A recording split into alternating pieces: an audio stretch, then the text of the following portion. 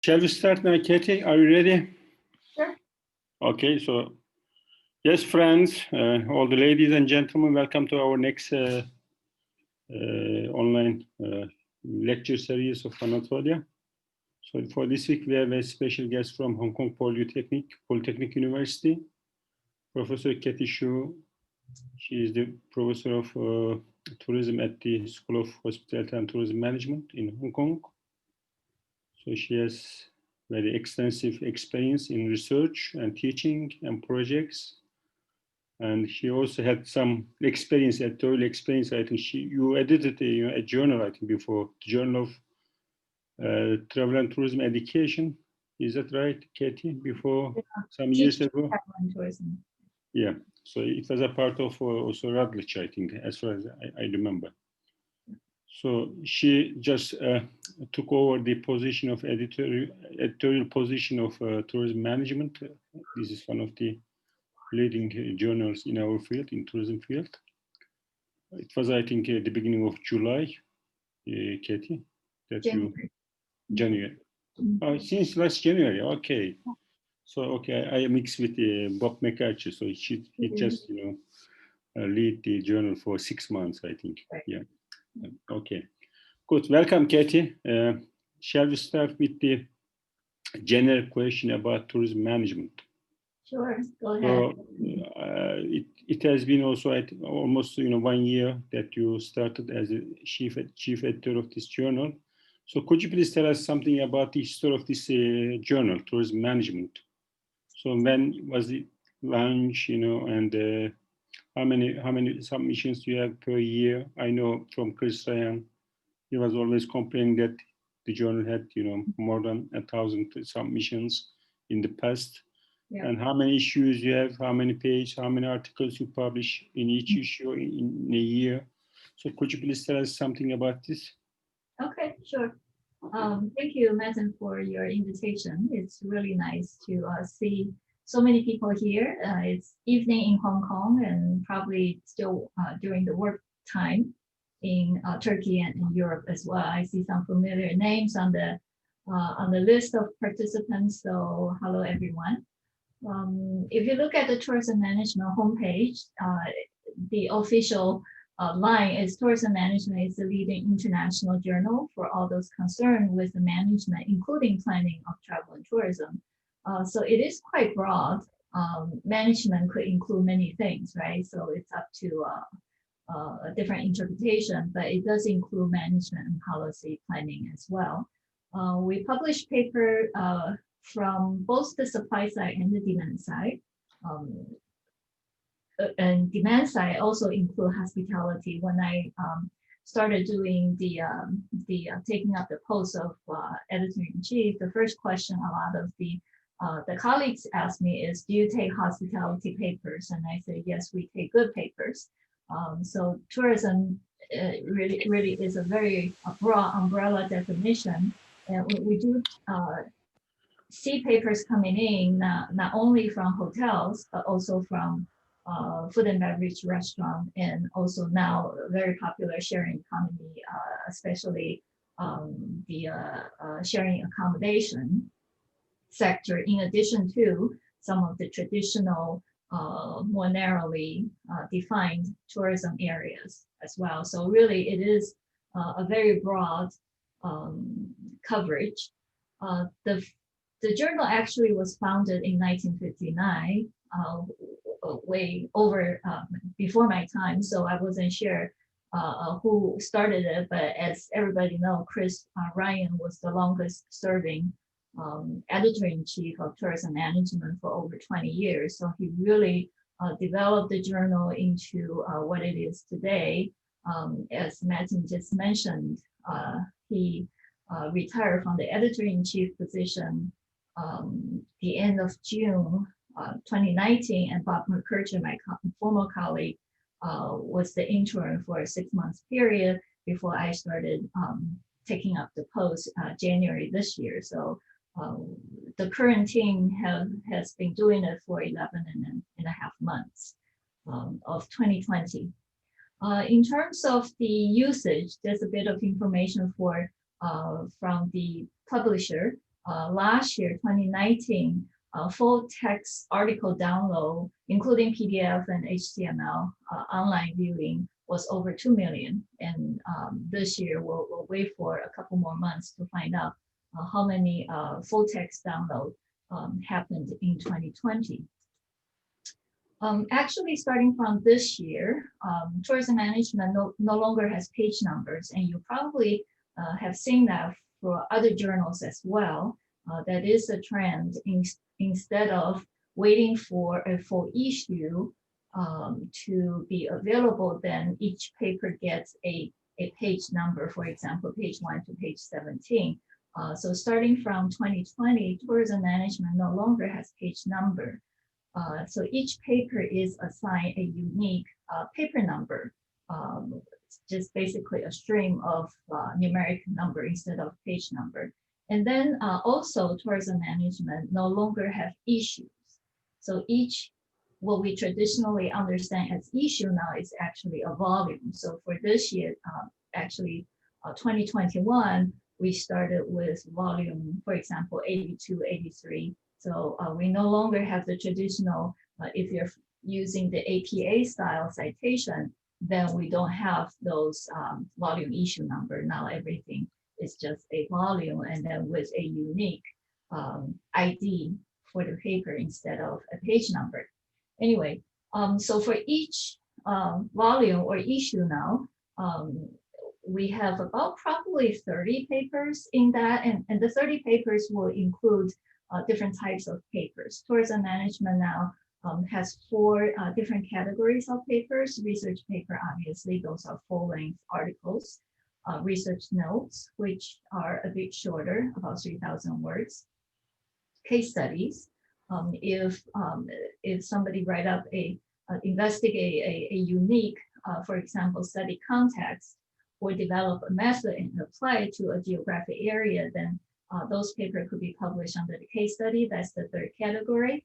And then there's that 4th category of progress. I'll talk about that progress category a little bit, but and then also book review. We have a separate book review editor to look at the book review. So it doesn't matter which category, as long as we get about 30 papers, then that becomes a volume, and we get 6 volumes a year. So if you take 6 times about 30 per volume, then basically tourism management published around 180 to 200-ish papers a year. Because now it is online, the traditional page limit doesn't apply anymore. So really, we're actually quite flexible, but usually they keep about 30 papers and declare that as a volume. And there are 6 volumes. Every other month we get a volume out. It takes about 1 to 2 weeks. If the author gets an acceptance today, the author is likely to get a page proof within a few days, within a week, most likely. And then they go through the page proofs, and then once they accept the page proof, then the publisher will issue a DOI and then post the paper online. So it will be available online in 1 to 2 weeks time. But after it gets a DOI and posted online, then the author probably will wait anywhere from 1 to 2.5 months, the most, to see a complete volume. Because if it happens to be the first paper accepted under this volume, then you need to wait until maybe 30 other papers get accepted to make that a complete volume. So once the volume is available, then it will be officially considered as published. So the longest author will have to wait then is about 2 to 3 months. Cathy, it means that you have no backlog of papers waiting for the next issue, like in other journals. Yeah. There is no the backlog. There's no, well, the official, if you get a paper accepted today, Metin, then your official publication date will be 2021. Okay. However, your paper will be online within about 2 weeks' time, and then within 2 months' time, that volume will be published. But today we're working on the issue. carrying a publication, official publication date of 2021, April.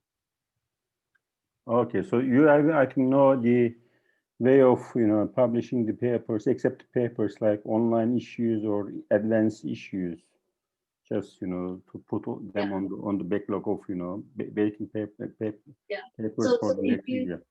Yeah, so I know some publisher call it online first.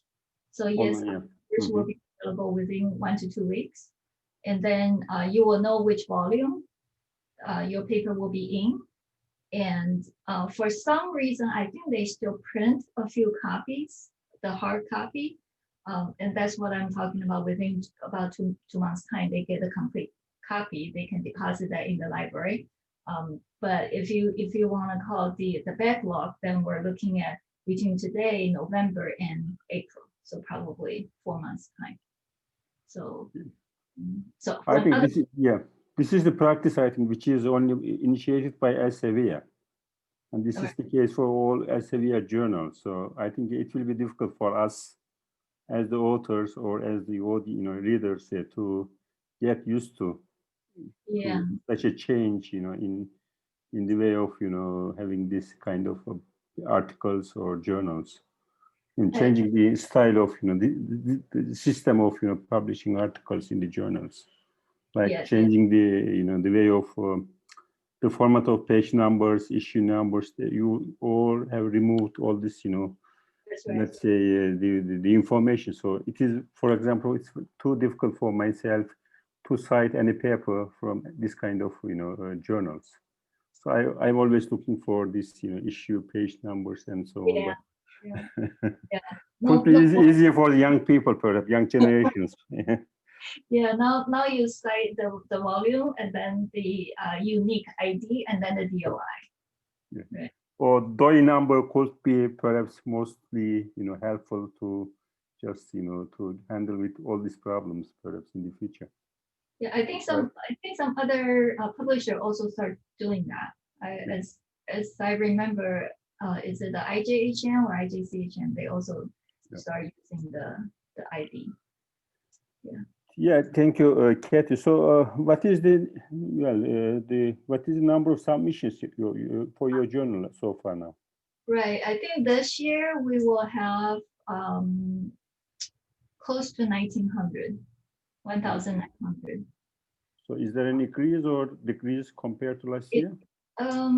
Of course, it's an increase. I think last year it was about 1,500. So we see an increase of about 400. That's quite significant, 20-25% increase from last year. Okay. So, are you, as the editor, are you able to make an observation in terms of about these submissions in terms of the contents, the contents of topics? So, I mean, the question could be: do you think if there could be any difference, in terms of subjects, studied and submitted to your journal? Is that, I don't know, if there is, then I can ask some other questions. Sure.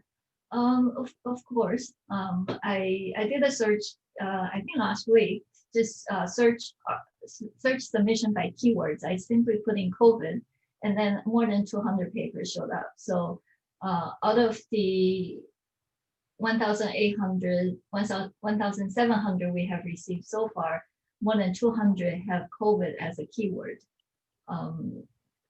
So that shows quite a number.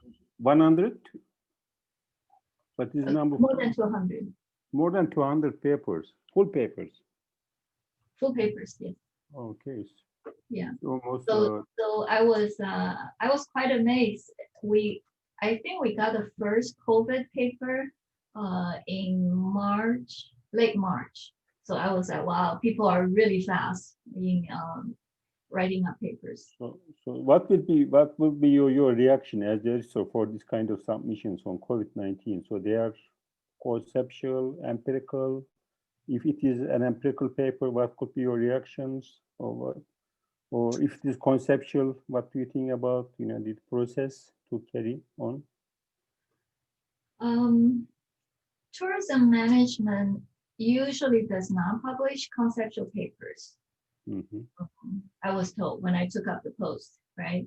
So I think it's more of a philosophy of tourism management, because management, you want implications, you want. So all these 200 papers are empirical, you mean? Yes. Well, we did publish one research note that is more of a discussion pointing out future direction. So if you call that conceptual, that is conceptual. But the majority of the COVID papers that we receive are, for example, impact and recovery strategies. How does that change consumer behavior, perception?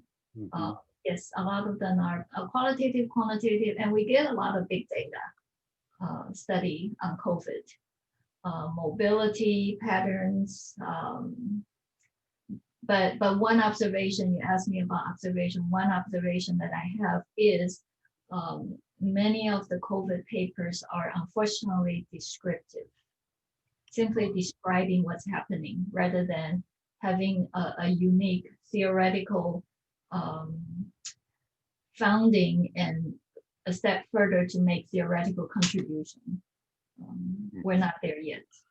Okay, so could you please tell us about the rate of desk rejection from your journal? Desk rejection. This year is higher than before because we have so many papers and we simply do not have enough reviewers. Just to explain a little bit about the structure of tourism management now. So me as the editor-in-chief, and I have my colleague, Salman Park, as the managing editor. And then we have 3 regional editors, right? One for North America, John Krotz, one for Greater China, Jingjing Yan, and one for Europe, Stephen Page. I think he covers Africa as well, but we don't get very many papers from Africa. So the ones that I have not mentioned, then I coordinate papers, right? So if I get papers from Middle East, Turkey, Australia, New Zealand, then I will be the one coordinating those papers. So then we get 3 layers of review set up. Usually after the editorial assistant, Fanzo check the authors in terms of making sure it follows the tourism management guidelines, no author information, things like that. Then the managing editor will take a look, do this first screening, and the papers that pass through him, they will come to me. I will do another screening. So I may just reject some, pass by me, and then goes to the 3 regional editors, and they will go through and they may reject some as well. So the 3 layers altogether this year so far we just reject about 75%. Okay, so let's go to a specific point now. So as we know, since the beginning of this year, I think all the world has been experiencing a global, let's say, crisis or problem that we call pandemic or the COVID-19 and so on. Well, not I think only the academia, but also the whole world, our daily life, all the human beings have been affected by these pandemics. So how the question is how this pandemic may have influenced the performance of your journal or all the journals in tourism, hospitality, or in other fields in general, do you think? I think in general, by hearing from other editors as well, we all see an increase in number of submissions. Partly because there are more tourism researchers now, right? And we were wondering if because of the work at home, people actually get more quiet time to work on the research that they did not have time. But we do see ups and downs, right? So at the beginning of the year, there seems to be like January, February, March, they're quite normal. But then April, we see a sudden increase in submission. And I think in some parts of the world, April started to have the lockdown where people started to work at home.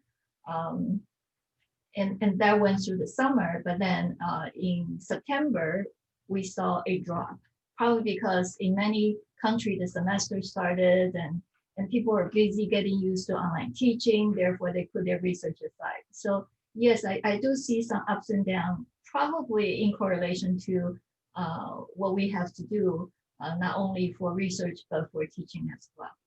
But overall, I think from what I hear from other editors, they see an increasing number of submissions altogether.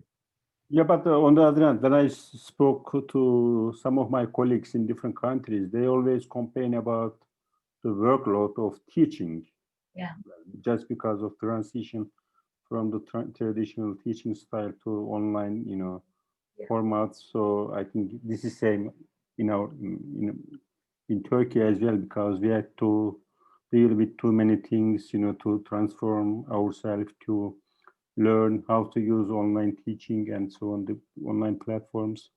So this is, I think, another reason for having more overloads.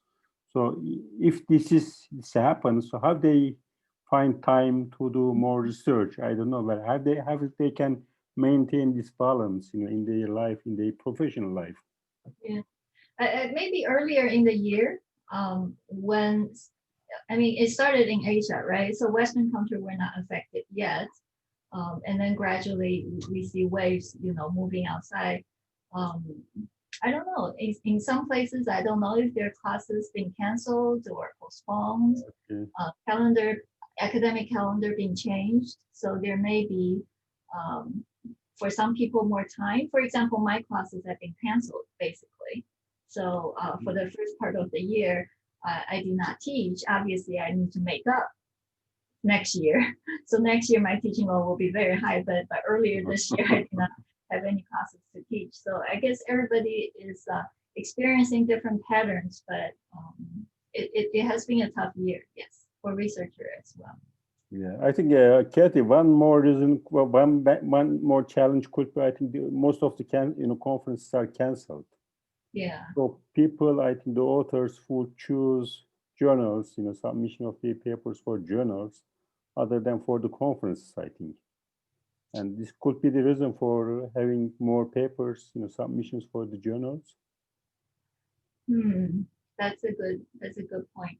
And I was just talking to my colleague that for every webinar I do, it actually saves me 3 or 4 times of travel. So suddenly we're all home, having more time than before.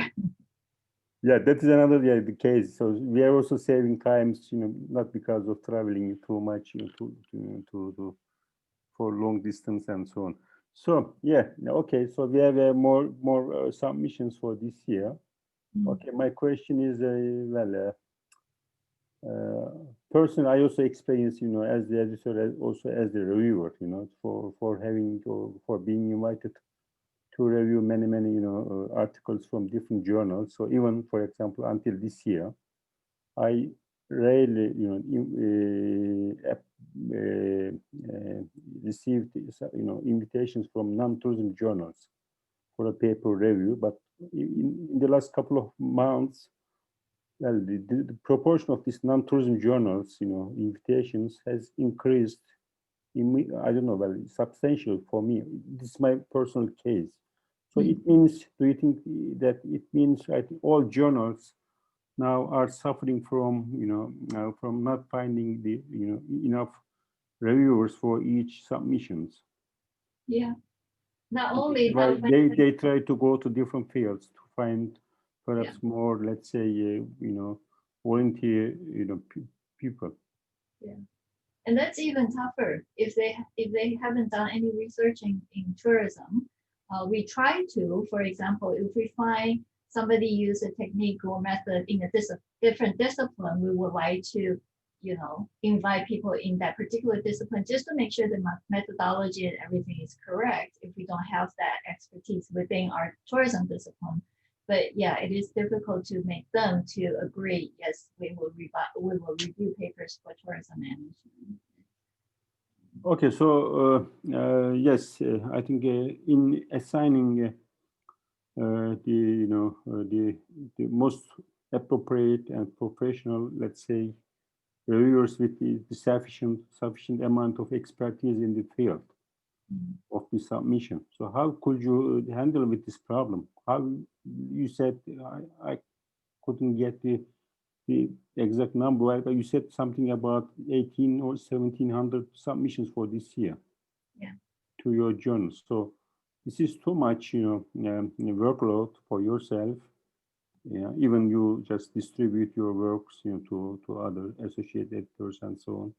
But I don't know how can we calculate your breakdown of your workload for each day, but could be you might be spending, I think, more than, let's say, 20 or 25 hours per week only for the journal, handling with these submissions. So how can you handle with this, problem of assigning the reviewers? Even you have some rate of, desk rejections. At least you need to find 2 or 3 reviewers for each submission. So, what is your experience about this? It's been a challenge, and I have expanded the editorial board quite significantly. I think the editorial board previously served mainly as an advisory role in terms of journal policy direction, but did not really have any expectation for review. But because of the difficulty of getting reviewers and good reviews, so now people on the editorial board are committed. Before they say, yes, I accept the position, they're committed to review a number of papers within a year. So with the high desk rejection rate and the large number of review boards, I think our goal is to have at least one editorial board member as one of the 3 reviewers for each paper going through the review process. So at least we have one review that you kind of get a good quality assurance there. The other 2 reviewers, some of them are very good, but sometimes we get some, very general reviews. So at least we have one that you can trust, that putting the time to do a good review.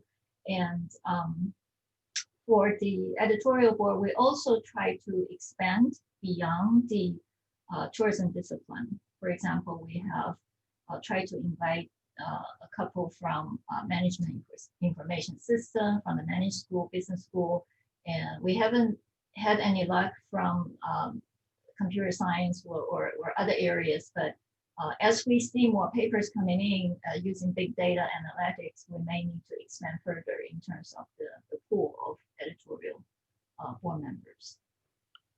Yeah, I think even if you need to assign or invite 2 or 3 reviewers for each paper, that means you need to assign at least 2 or 3,000 different people per year. Yeah. And as far as we know, I think we have such a big community in tourism, Right. capacity in tourism community, academic community. Even you can invite people from other fields. So that means you invite the same person more than once or a couple of times a year as the reviewer for different papers. Yes, and now within the system we can see when does this person reviewed, submitted, agreed, declined. So the record is there. We try not to have more than one paper assigned to any individual at one time. Now the system has the data, so we try to give the reviewer a break, right? If you submitted a paper review yesterday, even though I want to invite you today, I will say no. I'll refrain myself from doing that. Well, I really appreciate, because this is not easy. I know. Well, dealing with thousands of submissions, this is not easy. I know. I really appreciate your position. But for all the participants here, if I can make a plea, if you're invited and you're too busy, please decline. Otherwise, we will wait for your response because the system will send automatic reminder, and if you just simply ignore it, the system will keep reminding you up to 24 days before we will move on to the next invitation. 21 days, you mean? This is the maximum. 24 days, yeah. Yeah, it's I think too long, but okay, then. So this is going to my well. It's a good coincidence now. So the question is, yes. What about the delays in having these reports from the reviewers and getting back to the authors about the state of their submissions? Yeah, from time to time, I do get authors get very upset. Please understand, because sometimes we go through. The other day, I just went through a particular paper, and I can understand why the author is frustrated, because it's been like 3-4 months still waiting.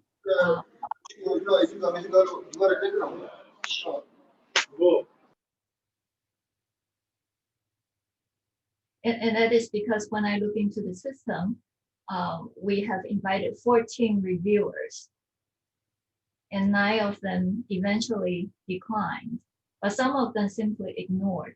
So if somebody ignored the invitation, the system will not kick in until 24 days later. So if reviewer number 1 ignored the invitation, and that's 24 days gone before we move on to the second reviewer invitation, unless we sit in front of the computer every day and check, and so the balance is, do I start out with inviting 8 reviewers all at the same time?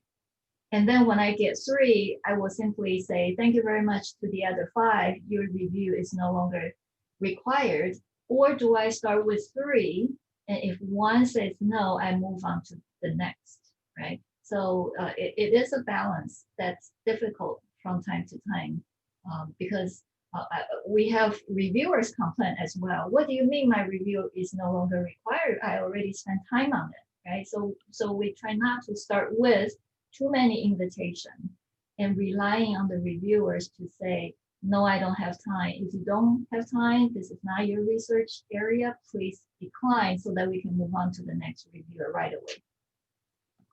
Okay, so well, I think we are more optimistic in Anatolia. I usually wait for 10 days, and I usually invite 10 people at the same time, but it never works. So I couldn't fill up the maximum number. So I need to invite some more in addition to these 10 people. Yeah. So this is very tough, very difficult. I think process to handle.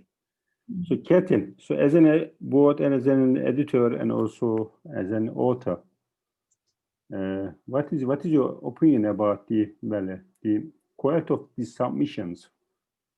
Only for this year, could be just because of your observations, because of or in lights of this pandemic, or could be how the tourism academy has progressed so far. So what do you think about the quality of, okay, in terms of the quantity, we don't have any problem. But what do you think about the quality of these papers or submissions? Do you think that if there is any kind of positive or negative change, what is your observation about this? About quality? Yeah, the quality of papers or submissions. Mm-hmm. I see some. Well, let me first say we have 75% rejection rate. I don't enjoy doing that, right? I hope we have a much lower rejection rate. Every day is a struggle, right? I don't enjoy saying, sorry, we cannot take your paper. But I get really excited when I see something that was like, wow, I never thought about it, right? When I see a good idea, I get really excited. Even though the paper may have minor issues, and reviewer always can pick up issues with the paper, but sometimes when you see that good idea, like a light bulb just get turned on, and that's really good. So from time to time, we do see some very interesting papers, and I don't know if those are young scholars. I would imagine so. So I really think the young people nowadays have some really good ideas that are very innovative. And I also see a lot of big data papers now coming in, and that is I guess I'm kind of not sure what to say about big data. It is a tool. It's just like survey. It's just like qualitative interviews. It's just another method. So the method is not unique anymore unless you develop new algorithm. You have a better method of analyzing the big data. Otherwise, it's just a tool. So when we see, especially people, researchers from outside of tourism discipline, and they are very good at data-driven research, and they think, oh, this relates to tourism, so let's submit it to tourism management, but they don't know anything about tourism management, right? So those are the type of paper we see quite a bit now. Yes, big data is popular, but again, be reminded, it is just a method. It's not anything that you can just publish. This sort of papers come from other fields, you mean? Yes. Okay. We just get papers from computer science, management information system, urban studies, transportation sciences, political science. I mean, which is a good thing, because now tourism management is recognized not only in tourism field, but other areas as well. Some of those papers from other disciplines are quite good, but very often it's very macro, and the implications are not very tourism specific. Okay, so I had we have one question from Kader from Turkey. She, I think you already responded to her question, but the question is, what is the factor that affecting editors' decision to make desk rejections? What factors can influence your decision to desk reject?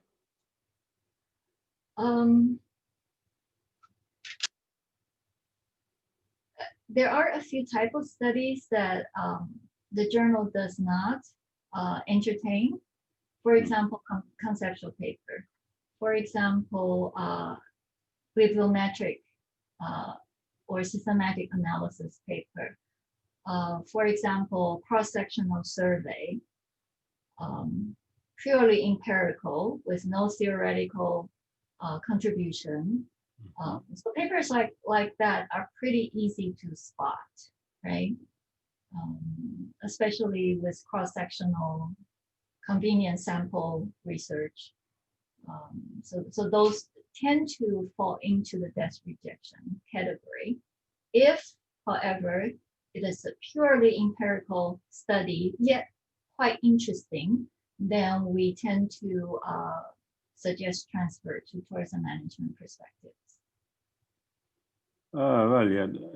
Sorry, I misunderstood the question. She was asking desk acceptance rate. Sorry. It's probably 0.00. It's less than 1 in 1,000. Okay. So she asks if there's any criteria for desk acceptance. Yeah. I think so far this year we have 2 out of 1,900. I got some information from the handling editor in terms of the paper got desk accepted.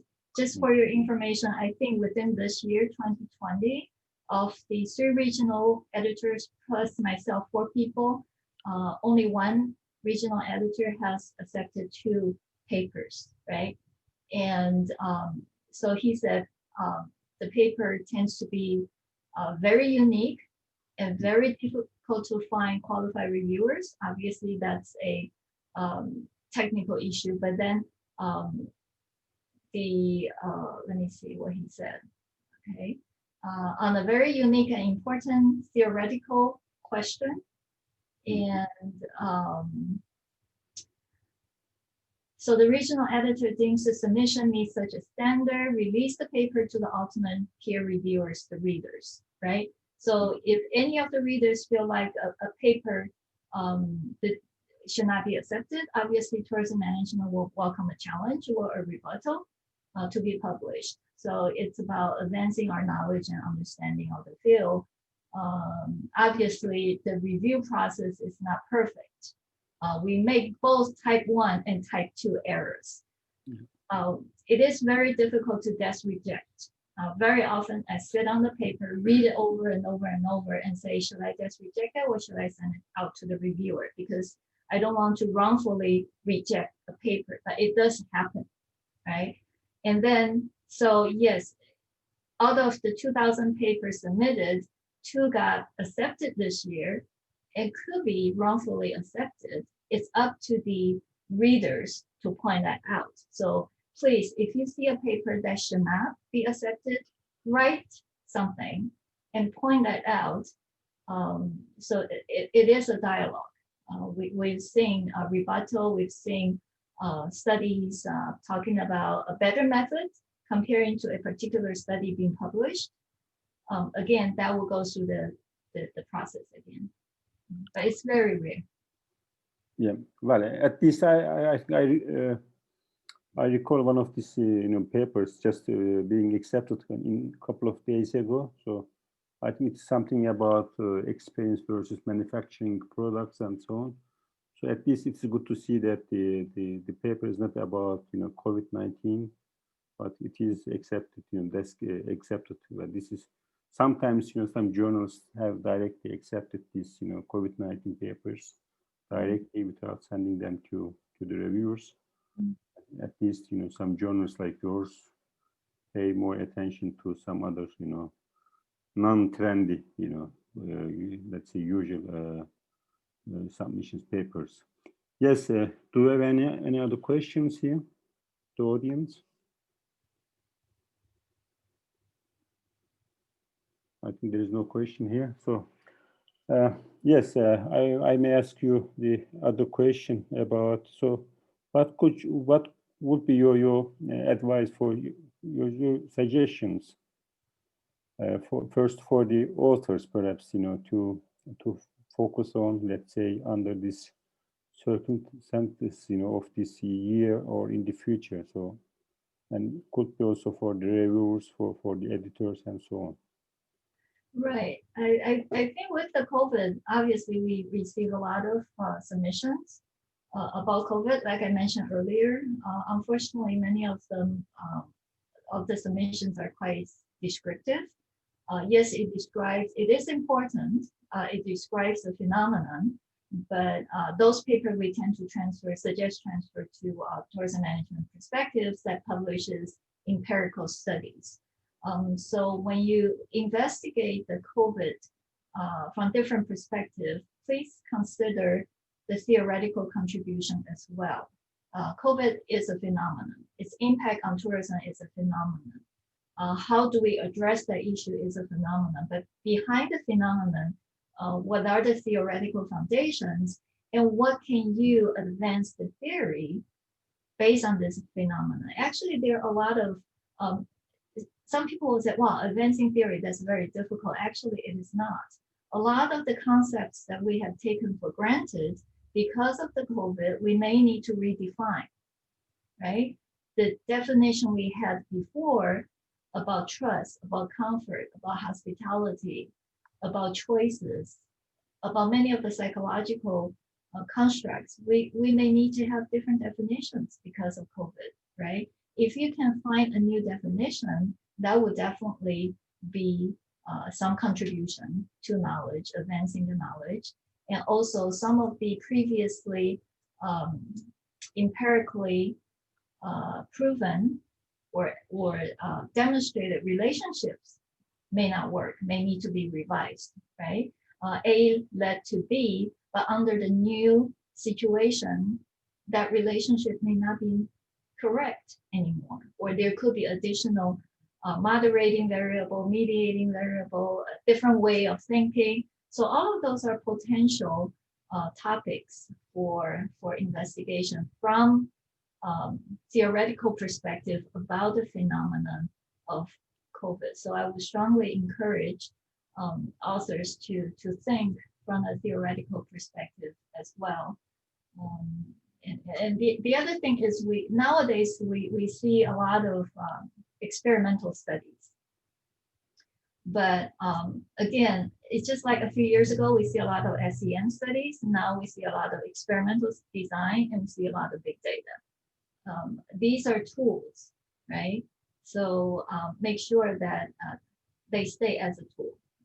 So not because it is an experiment, not because it is a big data, therefore the paper will get published. Again, go back to that theoretical foundation and contribution. And one new thing that we added this year to tourism management is the impact statement.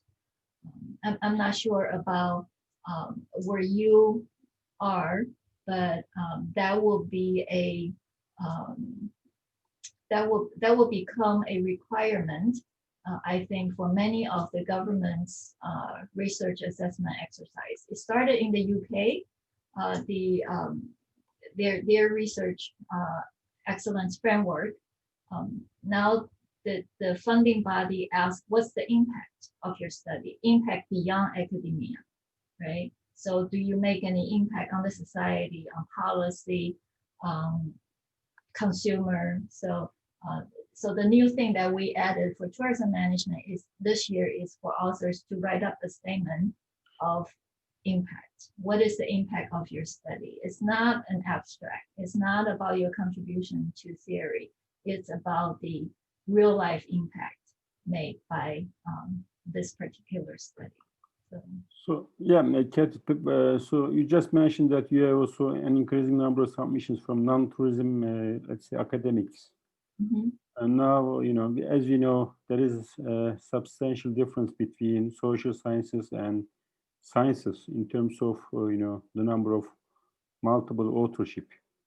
Mm-hmm. So there are much more, let's say, tens of or hundreds of authors for the same paper. In social science, in tourism, I think we have so far, there are some exceptions, but I think the maximum is 4, 5, or 6 authors, co-authors. Mm-hmm. So I think this is what I also observed from the submissions to tourism management. I think the number of co-authorship for tourism management is increasing. Yes. Do you think could be, I think this, 2020 or COVID can also be one of the, reference points for us to start for, more interdisciplinary, studies and making collaboration with other people, either in our field or out of, tourism fields. Mm-hmm. So do you think if it works in the future, it also, if it, makes contribution to our field? But yes, I think we started to see interdisciplinary collaboration, and I see that as a good thing. Very often we see the phenomenon, we provide the context, and other discipline can provide maybe the method or technical analysis or a new theoretical perspective. So I think multidisciplinary, interdisciplinary collaboration is welcome. And also we see more international collaboration. Sometimes I see a paper with 4 authors from 4 different continents. And I mentioned earlier, tourism management encourage the authors to use multiple data sets. So if it's only a cross-sectional survey, very often paper gets rejected. And so the advantage of international collaboration is then you can have the authors in different countries collect data from different areas, different culture, and then that will increase the external validity of the study results. Okay, so let me check the. June, could you please ask your question by just unmuting? So your question is too long, I think. Seems to me. June? Regarding tourists with mental disorder, their relevant behavior. June, would you like to ask your question in person? Yes, of course. He was asking about working with medical field. Oh. Yeah, definitely. With psychology, with mental disorder, psychology, or they're talking about medical. Sure, that will be very welcome. Okay.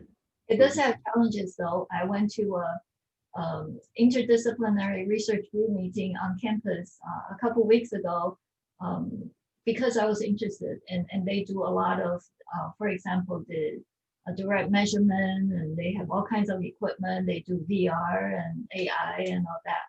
So I went to the meeting, and it's very interesting, but when it comes to the actual work, it takes more time, right? So if you're willing to go for it, please, that will be applauded.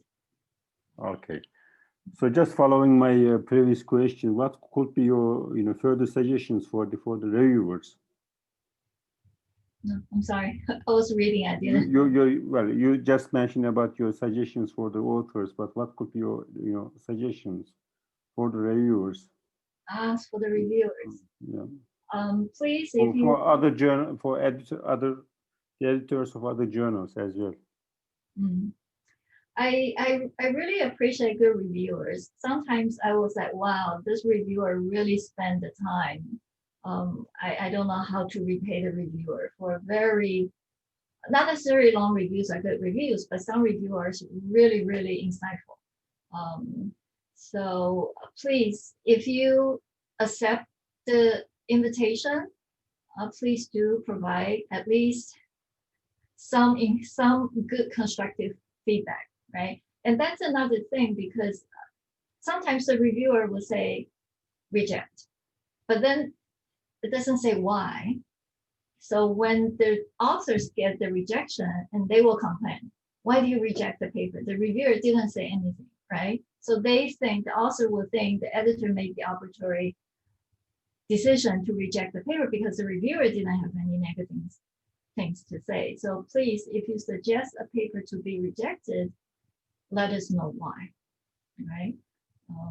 And some reviewers are very succinct in their language, like one paragraph, but then they point out the big picture, the major issue, and that's fine.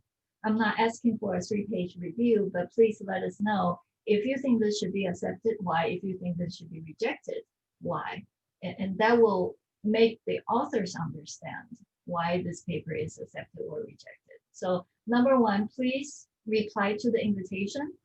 If you can accept the invitation, great. If you cannot, please decline so that we can move on to the next invitation. That will save the author's time in terms of waiting for a response.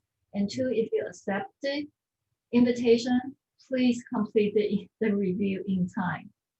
Right? Very often the authors ask, how come my paper is not back yet? Well, because the reviewers agreed but did not deliver. If somebody agrees, did not deliver, we wait for this reviewer, reminder, and then we give up. We have to go off to find a new reviewer, and that starts the whole process again. So that makes the author waits even longer. So please don't feel bad if you decline the invitation.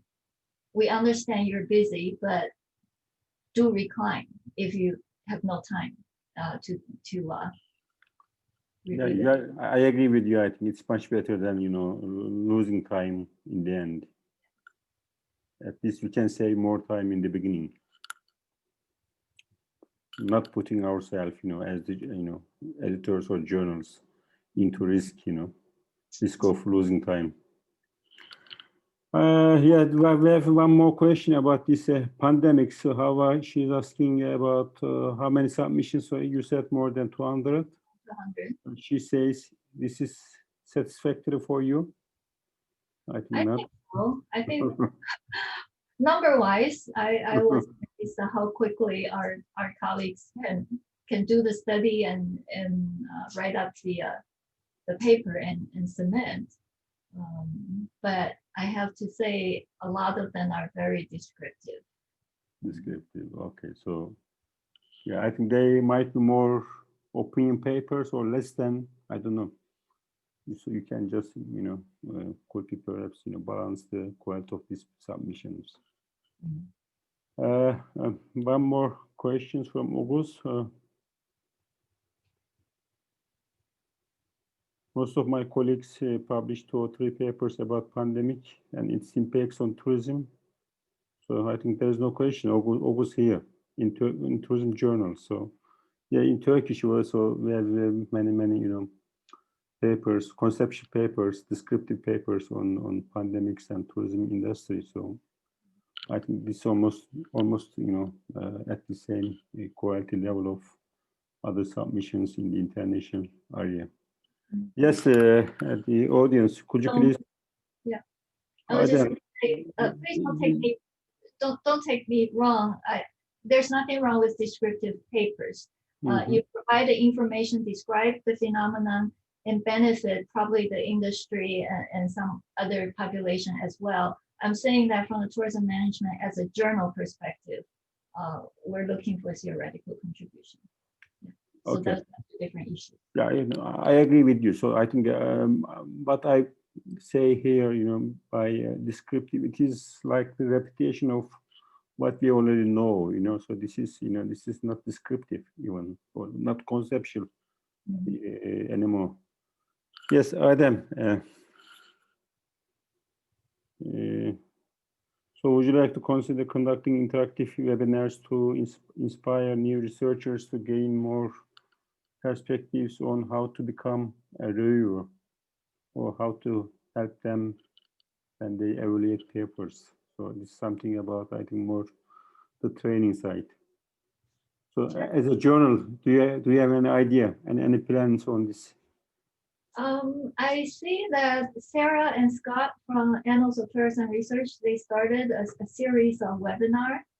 I don't want to repeat what they do. I think they're great in doing what they do, but obviously if there's a need, I'm happy to do it. Yeah. Well, because you are one of the leading journals in the field, and you have serving at least 3,000 people almost a year.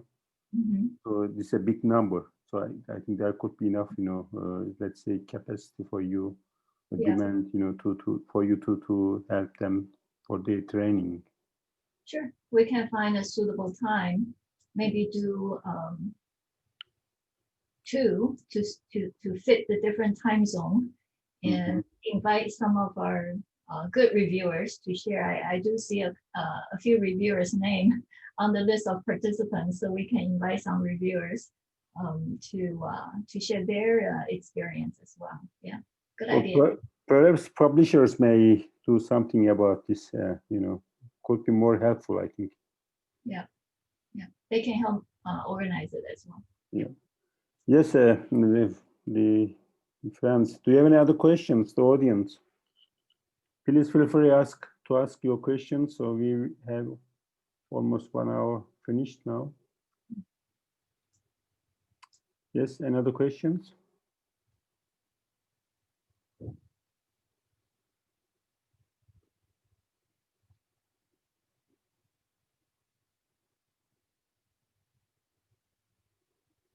No?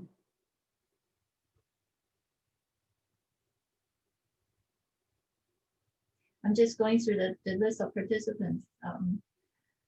We have some colleagues and friends, reviewers, definitely authors on the list. So it's really nice to see everyone here. Yes, Cathy. So I think we have no questions. Do you have anything to add from your side? Well, as your final words. Yeah. If you have any thoughts, just email me. Yes, I'm very busy, but I try to get back to my email pretty quickly.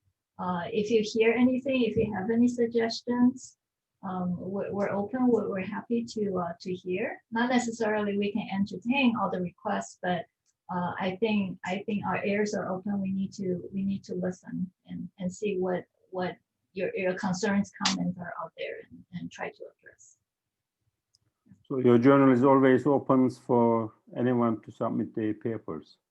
Of course. At least to get some ideas, clear ideas, about the standard or the quality of these submissions. Mm-hmm. Well, I think it was also one of my first experiences towards management in 2000 when Chris and I think I used to be the editor. So in that time, it was easier to get the response from the journalists in, let's say, or 3 months, even that they used, email system. Mhm. So when I submitted my first paper for my thesis, so I got the feedback in 2 months, and it was positive. It was a very good experience for myself. And I think a couple of months later, after my submission, he invited me as a reviewer for one paper submitted to tourism management. So it was my first experience as a reviewer for tourism management and also for other journals. Right. So this is how we learned, to publish, and how we also learned how to be a reviewer, I think, for the academia. So there should be, I think, perhaps school of, school for helping people just to teach everything, quickly. Okay, so thank you, Cathy. Sorry to keep you busy it's almost 10 o'clock now in the evening, so you'll have a coffee perhaps before you sleep, and then start working tomorrow morning. So thank you very much for your support for our, online lectures. So hope to see you again in person Sure. in the near future. Okay, take care. Bye-bye. All right. Thank you very much. Bye-bye. Bye.